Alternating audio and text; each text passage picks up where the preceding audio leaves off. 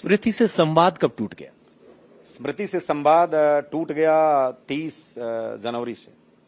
बस 6 फरवरी को संवाद हुआ था। जब वो आई थी तो मैंने कहा था कि ये सम्मान आप देने दीजिए, अपनी उनकी माँ को लेने दीजिए, क्योंकि आप सारा पैसा ले जाइए, मुझे पैसा बिल्कुल नहीं चाहिए, लेकिन ये सम्मान उनको लेने दीजिए क्योंकि हमारे पास यही बचेगा और यही बचा है। तो उनके पिता ने कहा कि हम बिल्कुल अपने अधिकार का परित्याग नहीं करेंगे और जो हमें अधिकार है वो मिलना चाहिए। तो हमने कहा कि आपके अधिकार तो हैं, लेकिन क्या माँ बाप के अधिकार नहीं? जिस माँ ने 9 महीने पेट में पाला और जिस पिता ने 27 साल पढ़ा लिखा करके अपने उस किस विषम परिस्थिति में डॉक्टर बनाया, 3-3 बच्चों का पिता होकर के। तो उन्होंने कहा कि ये बात आप सरकार से कहें। मैंने फिर भी कुछ नहीं कहा, हम वापस आ गए। बिल्कुल उन्होंने सब कुछ बंद कर दिया।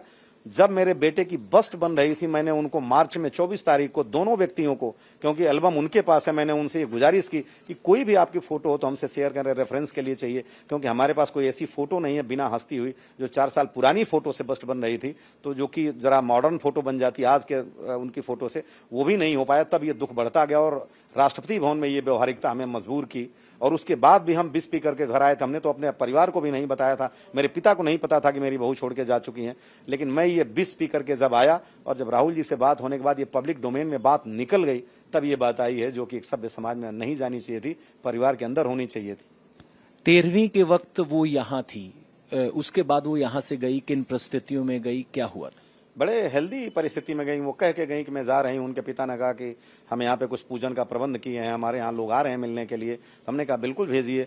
तो मैं 4 तारीख को गई रात को। यहाँ हमारी बेटी भी आई थी गाड़ी से लखनऊ, बैठी रही उनके साथ, चाय बना के दिया, फिर हेलो हाय के साथ हुआ।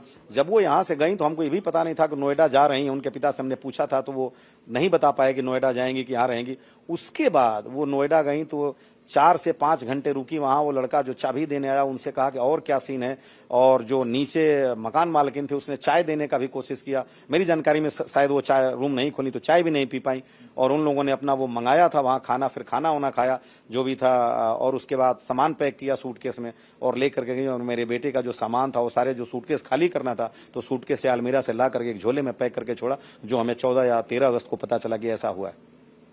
तो उसके बाद आपने संपर्क करने की कोशिश की, क्योंकि स्मृति आपके घर की बहू थी, माता जी भी बगल में बैठी हैं, कोई संवाद हुआ? हाँ। उनकी अंशुमान की बहन भी हैं, तो क्या परिवार से कोई संपर्क रहा? बिल्कुल हमने बात करने की कोशिश की। हमने उनके पिताजी तो कभी फोन नहीं करते थे, हमने उनको मैसेज किया, कई बार फोन किया। जब उन्होंने फोन नहीं उठाया तब हमने कहा कि ये तो नहीं होना चाहिए। उनके दोस्तों से कहा कि देखो बेटा इस तरह का तो नहीं होना चाहिए था। वो फोन बंद कर दी। और फोन पे ही जब हम फोन करे थे उन्होंने बोला कि हमारा सिम खराब है और हम आपके फोन को उठा नहीं सकते, आप टेक्स्ट को ड्रॉप कर दीजिए। हमने कहा कि आप क्या कोई ऐसा सिम नहीं जिसमें हम लोग बात कर सकें? वो एक आप सोच सकते हैं प्रिंसिपल हैं गवर्नमेंट सीनियर सेकेंडरी स्कूल के, और एक प्राचार्य के पास कोई सिम नहीं होगा, जबकि हम दोनों के सारे के नंबर सबके पास हैं। संवाद खत्म हो गया। संवाद खत्म किया उन्होंने, और उन्होंने ये कहा कि जो भी है मैसेज ड्रॉप कर दीजिए। फिर मैं 1 महीने बाद फोन किया, तब भी उन्होंने फोन नहीं किया। मेरे पास फोन में रिकॉर्ड है चैटिंग का, वो जो कि निकल सकता है और है भी, मैं आपको दूंगा, आप शेयर करिएगा। तो उन्होंने कहा कि नहीं, अभी हम बात नहीं करेंगे और आप बिल्कुल बात मत करिए, क्योंकि हम अभी उस पुरानी लाइफ को भूल जाना चाहते हैं।